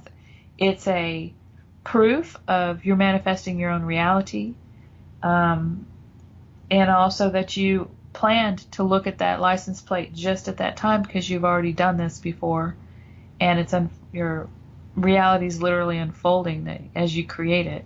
So numerology also has a lot more aspects. I just released a show with Kat Kinney when I was in Glastonbury, and she's a cosmic numerologist, and we get into some interesting facts about numbers.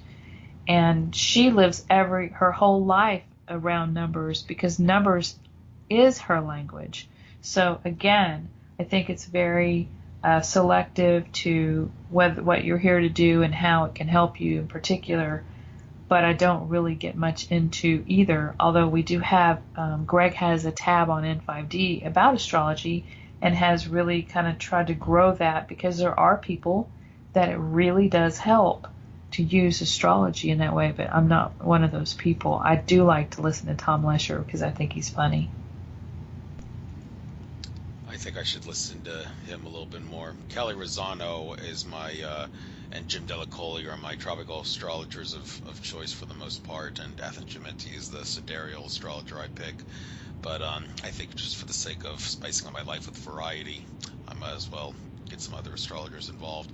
You mentioned, interestingly, you don't think as we rise in consciousness we won't have to use astrology as much anymore. I guess in a sense that makes sense, but that also raises the question, what about other things that people use as means of helping rise their frequency or ride along with the rise in frequency? Things like orgone, crystals, pendants, and other things like that. There seems to be some debate over this as to, as we rise in consciousness, one would think you would see more of those things in the world around us, but others assert that if we rise in consciousness, then we don't really need to harness crystals, gemstones, orgone, and pendants and sacred geometry, art, and other things like that, because we'll realize our infinite potential. We can do all the work that those tools are. So from our higher consciousness level, we'll perceive those things as nothing more than crutches. And I use that term because Stuart Swerdlow, he caused a bit of a brouhaha when I had him on as a guest of my show, saying things like crystals, gemstones, and such are crutches. And even went as far as saying your spirit guides and guardian angels, asking them for help would be considered a crutch as well. You're infinite, why ask them? But many would say that that's a silly and absurd way of looking at it. So do you think that as we rise in frequency, we'll need those crutches, dare I use that word, as much? Will we cut back on our use of them? And also asking spirit guides and guardian angels. I mean, I see you have a tab about that on your Cosmic Starseed site. We didn't talk about this earlier, so I might as well bring it up now. Sometimes I like to follow a philosophy of keep the spirit guides and angels out of it, suck it up and do it yourself. I mean, many people Carrie Samuels say, well, you shouldn't feel any guilt or shame about asking your angels and guides for help. They're there to help you. Although I seem to recall having heard from some people, like maybe George Kavaslis, perhaps, that if you ask your angels and guides for help too much, particularly in cases where no additional help is really needed for you to get the task at hand done, then you are going to create some bad karma for yourself simply because you're asking for help in situations where no help is needed. So well, that's in a sense flies in the face of what Carrie Samuels would assert. But well, just for the hell of it, what do you think? Do you think, well, as we rise in frequency, will we need to ask our spirit guides and guard angels as much for help? Will we need to utilize crystals and a lot more often, or will we need to utilize those things less often because we realize our infinite potential? Those things aren't needed. Well, starting with crystals, I think that crystals have been a tool in 3D. They're not the same as a multi-dimensional level of consciousness of a crystal. I think if someone can literally could literally connect with a crystal, talk to a crystal, and read the information that crystals are capable of storing, and using the frequencies that crystals are capable of storing and then disseminating. Someone like Adrienne Goff, Goff, who's a crystal expert and has been on my show before and was the speaker at our N5D Austin conference this year, then you're properly being able to use crystals to heal, to give wisdom outside of this reality. However, I think tool is a better word than crutch. And I think even at Atlantis, we used crystals to store energy as a free energy device, powering cities, large crystals that could power cities. And so crystals can be used in other ways that we don't understand right now. So they're kind of like inert rocks sometimes. You know, if you're not communicating with them, if you're not cleansing them and charging them in a way that is of a higher advanced understanding, then they're kind of just like rocks. So I also caution, you know, I hope I don't do this. If I do, please forgive me and just erase what I said, but I hope I never tell anybody how stupid something is, or that something is a crutch and people are stupid for using it, or judge something, some kind of tool that maybe a beginning person maybe needs to use just to learn how to connect and heal, because that's just the way that they chose to do it. So we have to be cautious about the tone of voice and vibrational frequency that some people, you know, use when they judge what other people are doing by using a tool or device that is just so, you know, childish or kindergarten like, and you shouldn't do this and you shouldn't do that. Because as you've maybe the biggest thing that you might have learned from me in this show, Andrew, is that there is no cut and dry answer on anything. There's multi-dimensional answers. There's multi-layers of things. Everyone needs something different. So with that being said, about the angels and guides, I really, you know, in my awakening, I called on angels and guides to help me hit the fast track and do exactly what I was here to do. And they did. And then I found the false angels and guides, the ones that were posing. And then I said, no, shying away from, don't use your angels and guides. Don't call on anybody else. You don't need anybody else. Then find out that there were just posers, that the false light beings and the archons and whatever, they can't create. So they didn't create angels and guides. They can pose as them. That means there really are truly angels and guides. And the angels and guides that you should be working with are literally higher aspects of yourself. So that is literally when you're calling on your angels and guides, your higher aspects of yourself, that makes sense. So that's how things can get twisted and turned around, and people just, you know, start to get paranoid and they don't want to call on them because they don't have the discernment to be able, or the command to be able to say which angels and guides they want to call on. So, and let's see if there's, yeah, I guess that's about answers the question. Yeah, I think it does too. By the way, I said let's go till 7:50. We can actually go till 8. I'm looking out my window and I'm seeing there's some unexpected clouds on the horizon, so no sun gazing tonight. I can just forget about that and we can go the full 2 hours. With that being said, I'd like to ask you your take on, well, first of all, let's talk about chakras for just a moment. You mentioned that you think crystals, in a sense, they're kind of a 3D construct. I mean, if you ask George Cavazos, he would say that chakras, they're a 3D construct, and he doesn't go with them. He prefers to dissolve all his chakras into one, and the one he dissolves them into is the heart, soul, essence, the heart chakra. If that's the chakra he would pick, he would put it into that. Although my problem with that is you're missing out on all the the fun. You're missing out on the variety, the spice of life that is variety, if you don't utilize your other chakras. And I mean, I tell them, if you can go with the heart all the time and get, I mean, you're not going to go wrong if you go with the heart, no question about that. But I mean, I think you're kind of going to get bored at some point. If he can do that all the time and not get bored, well, more power to him. But I would certainly prefer to use a little variety, so I prefer to get the other chakras involved. I mean, I made that very clear with myself with this chakra bracelet I bought from Jewelry.Yoga, which I try to wear at all times except for when I'm sleeping to keep my chakras activated and balanced. And for Mother's Day and Father's Day, I asked Daniel Teague to activate all the chakras in my mother and father. I don't know if I could give them a better gift. I'm very glad that I did. It cost a lot, but it was definitely worth it. Well, it was a discount because I got buy two chakra enhancements from Daniel. You get a bit of a discount. So I think that was very beneficial for them. They assert they don't really see much of a difference, but they're a little left-brained and closed-minded, if you know what I mean. So they're naturally going to say that. No doubt it's going to help them, though. But are you the kind of person that well, before I get into what you think, the idea that that it's in your best interest to always go with the heart, I mean, is it? I mean, some people would say the crown chakra is the most important chakra.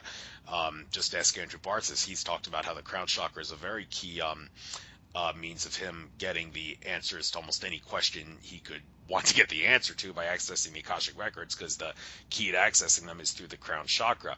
And if you were to ask George Kavasilis a lot of questions, he wouldn't know the answer to all of them. I asked him during my private session with him, do you know which moons besides our moon in the solar system are artificial? And he said, no, I don't. It's not information that I keep stored within my heart soul essence. If you asked Andrew Bartzis the same question, he would be able to give a definitive answer to that, because he'd access the Akashic records and he could use his crown chakra to do that. So from a standpoint of making yourself a know-it-all, the crown chakra would be the way to go, and not the heart chakra. I'd like to see what George Kavasilis would say if I were to bring that to his attention and see what he thinks about that. But in regards to dissolving all your chakras into one and really looking at them as a third-dimensional construct that's not worthy of paying attention to, do you agree or disagree, for lack of a better question, with that way of looking at it? Wow. What a question to end our conversation on. Well, we're not going to end it here. We still got a few more minutes, I think. You could maybe well, it has been a controversy. And that's because I think there's a misunderstanding about what's really happening. And who knows what's really happening anyway. But I will answer the question to the best of my knowledge and how I feel. The thing is you've got to go within yourself and see how you feel about it. And I think you've got a pretty good understanding that the human body, before people began their energy work, literally does have these chakras. And if people start dissolving their chakras, first of all, is that even real? Second of all, how could they exist as a human? And third of all, don't we need these different chakras to connect to different things, or to be able to do different things, like being in the heart chakra or being, able to connect through the crown chakra? The best answer I can give you is, when I took a class from, the name, of course, just completely escaped me, this medium who's on television, he's a psychic medium who is nationally known on television, James Van Praagh. I took a week-long session from him thinking that I needed to become a medium. Ended up being not why I took the session at all. Ended up being so I could help my dad cross over into the light. But anyway, he did a meditation and grounding and opening up, running of the energy through the chakra centers, and I had never experienced that before, and I became very psychic when I grounded, connected, to the ground with my lower chakra, connected to source with my upper chakras, and connected all my chakras and created what maybe looked like as a tube of light. Basically, connecting all your chakras, they're all turning on, and they, if you want to call it, dissolve into light, basically merging each color of the rainbow or of the chakras into, light is separated into a rainbow by like a prism. It separates each color of the rainbow, but in essence, a rainbow all in one color is white light. So when we basically merge all of our chakras together, not one of them is any more important than the other, and each has a purpose. But I guess in essence you could call that dissolving your chakras. But I think that's probably where the misinformation gets spread about what happens to your chakras. I don't think they actually go away until we are different crystalline energy beings, that to where we're not in 3D anymore. We don't need chakras anymore. So we don't have a 3D body anymore. We don't need chakras. So whether people are dissolving their chakras or not, I don't know. But I think it's more like you said, Andrew, and I think you intuit this yourself. And George Cavasel has kind of explained it's more like the merging and connecting of all of our chakras to create this column of light, that when we're connected to source and we're connected to earth again, whereas before when they're separated into individual colors, we're disconnected. We're not flowing our energy, and we can be stuck. It can cause us to run a program in the matrix that keeps us stuck in the lower chakras, which happen to vibrate at different colors that aren't conducive to love. That would be survival and sex, and the intuitive being cut off, things like that. So people talk about the lower three chakras dissolving and merging into the heart, and I think that is part of ascension. I think they begin to merge, but maybe just don't disappear. That may be the miscommunication here. They do begin to merge up into the heart, and you begin to then go from the heart up, whether it's in linear terms like that or whether it can happen all at once. I don't know. I don't know what it looks like, but I know that that most people who are connected have a tube of light that is through their body where their chakra centers are. Let's see. So I guess I think I've answered that. And so I encourage people not to get too caught up on what one person says over another. And as far as Andrew Bartz's, you do reference him an awful lot. Yes, and sorry to interrupt you, but I think we might as well end on this. You've mentioned I reference him a lot. Well, I'm going to use the same argument I've been using since day one in regards to why I use him as my number one source of info. And that is, if Andrew Bartz says it, then the Akashic Records say it. And if the Akashic Records say it, then it must be true. So therefore, it only makes sense to use him as my primary source. And the fact that he is a galactic historian is all the more reason why it would make sense to use him relative to other Akashic people who have the ability to access the Akashic Records as a primary source of info. I have been criticized for that, yes, and even Robert Stanley said it's kind of silly. I mean, Robert Stanley, he's caused a brouhaha of sorts with his assertion that Enki and not Enlil is the real bad guy behind the real Anunnaki bad guy behind the Archon control system. Anybody who studies the work of Zachariah Sitchin would flat out disagree with him, and anybody who's seen Andrew Bartz's interviews with Lance White at Mount Shasta back in 2013 would know that he flat out said Zachariah Sitchin's first three books, in terms of timelines, yeah, they're a little bit off, but in terms of the events, they are extremely accurate. And well, that not only kind of debunks all that stuff about Sitchin being a fraud and a disinfo agent, it also seems to suggest that Robert Stanley, while I don't deny that he has experiences and has information that backs up what he says, I would have to look at him and about what he says about Enki and say, well, there must be some mistake, because the Sitchin fans have a little bit of leverage that you probably should be aware of, and that is Andrew Bartz's claims and his ability to access the Akashic Records to validate Sitchin. And Robert Stanley flat out told me, I think it's kind of silly that you would assert that just because Bartz has the ability to read the Akashic Records and just because he says it, then it must be true. But if you're to accept the fact that the Akashic Records are a repository of information that cannot be tampered with, and if they were trying to be tampered with, they would actually say in the Akashic Records that someone tried to tamper with us, then, well, how could it possibly be silly for me to say that that Andrew Bartz is right?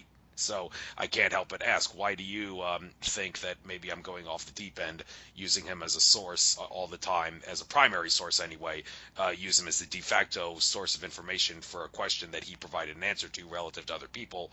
What's wrong with that?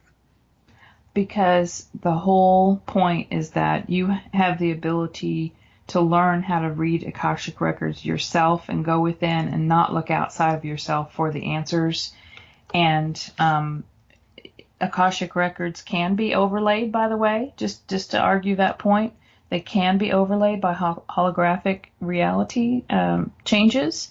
So I'm not saying that Andrew Bartzis is right or wrong. Andrew Bartzis is certainly providing his own interpretation of his reality and his interpretation of the collective reality, and he had really helped me with his information in 2013, and I have a high respect for Lance White and his discernment abilities. But to continue to quote other people rather than making a truth your own or being able to go within and really learn how to find the answers yourself is just the only thing that I just wanted to point out. That's it. Well, that's fair enough, and you're entitled to your opinion in that regard. So, well, it's 8 o'clock. Glad we were able to go the full 2 hours. I'll make sure I upload this to YouTube, probably if not tonight, tomorrow, and spread it far and wide on social media platforms and such. By the way, you say you're doing a conference. Hey, if you ever need a speaker at a conference, you don't ever have to pay me to show up at your conference. I could certainly benefit, I think, in life from being able to be a speaker, and dare I use the word jealousy to describe my feeling and attitude towards you and other people that have been blessed to be invited to conferences. But I mean, it's healthy jealousy, I think, just to say that, because I could certainly, I'm sure that I could give out some great information. I mean, I don't really have any specialty. I just watch a lot of documentaries and programs to make sure that I can understand the nature of reality better for the purpose of doing this show, and in the best possible way that I can, and getting all the information out there, and to help, well, even help the guests that I have on make sense of the nature of reality as much as they help me try to do it. So, hey, you need a speaker? Don't have to pay me. I'll find a way to drag my fat ass to wherever it is you're holding the conference, and I won't ask you to give me a dime for it. I'll pay for it myself. So take that into consideration. I told Greg the same thing, and I'll may say right now, anybody who's a speaker at a conference, you are more than welcome to contact me. I'd love to do it one of these days. So thank you for coming on, Michelle. It's a great thing, as even though I had to wait like 4 years from when I started doing the show to have you come on. It's interesting how you and Greg came on just a couple weeks apart from each other. I guess I'll call Claudia Hemke Miller to complete the in 5D radio crew kind of thing. She doesn't really do that anymore, I think, but I've asked her before, and she hasn't been able to come on. But I'll ask her again next time I do a round of people. So, loved having you on, Michelle. Good luck. I'll see you in the future. Hope to be at that October conference and any future conferences. And, well, love you. Blessings. Namaste. Thank you so much for having me on, Andrew. You're doing a great job, and I've really seen your progression over the years, and I think that this is a perfect time to have this interview, and I really appreciate everything that you're doing. Namaste. Namaste.